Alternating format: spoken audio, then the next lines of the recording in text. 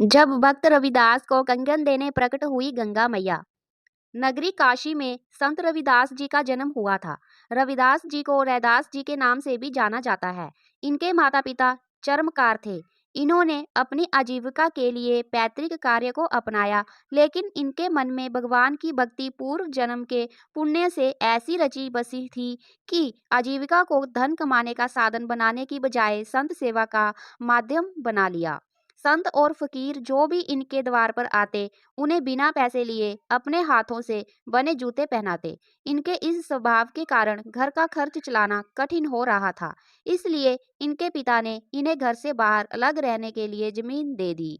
जमीन के छोटे से टुकड़े में रविदास जी ने एक कुटिया बना लिया। जूते बनाकर जो कमाई होती उससे संतों की सेवा करते। उसके बाद जो कुछ बच जाता उससे अपना गुजारा कर लेते थे। एक दिन एक ब्राह्मण इनके द्वार आए और कहा कि गंगा स्नान करने जा रहे हैं, एक जूता चाहिए। इन्होंने बिना पैसे लिए ब्राह्मण को एक जूता दे दिया। इसके बाद एक सुपारी ब्राह्मण को देकर कहा कि इसे मेरी ओर से गंगा मैया को दे देना। ब्राह्मण रविदास जी द्वारा दिया गया सुपारी लेकर गंगा स्नान करने चल पड़ा। गंगा स्नान करने के बाद गंगा मैया की पूजा की और जब चलने लगा तो अनमने मन से रविदास जी द्वारा दिया सुपारी गंगा में उछाल दिया। तभी एक चमत्कार हुआ, गंगा मैया प्रकट हो गई और रविदास जी द्वारा दिया गया सुपारी अपने हाथ में ले लिया।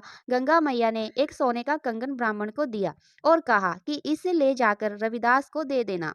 ब्राह्मण भाव विभोर होकर रविदास जी के पास आया और बोला कि आज तक गंगा मैया की पूजा मैंने की, लेकिन गंगा मैया के दर्शन कभी प्राप्त नहीं हुए। लेकिन आपकी भक्ति का प्रताप ऐसा है कि गंगा मैया ने स्वयं प्रकट होकर आपकी दी हुई सुपारी को स्वीकार किया और आपको सोने का कंगन दिया है। आपकी कृपा से मुझे भी गंगा मैया के दर्शन हुए। इस बात की खबर पूरे काशी में फैल गई। रविदास जी के विरोधियों ने इसे पाखंड बताया और कहा कि अगर रविदास जी सच्चे भक्त हैं तो दूसरा कंगन लाकर दिखाएं।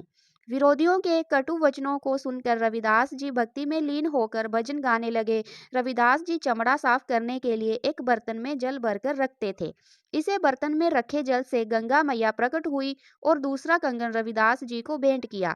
रविदास जी के विरोधियों का सिर नीचा हुआ और संत रविदास जी की जय जयकार होने लगी। इसी समय से यह दोहा प्रसिद्ध हो गया, मन चंगा तो कठौती में गंगा। जय गुरुदेव जी, धन गुरुदेव जी।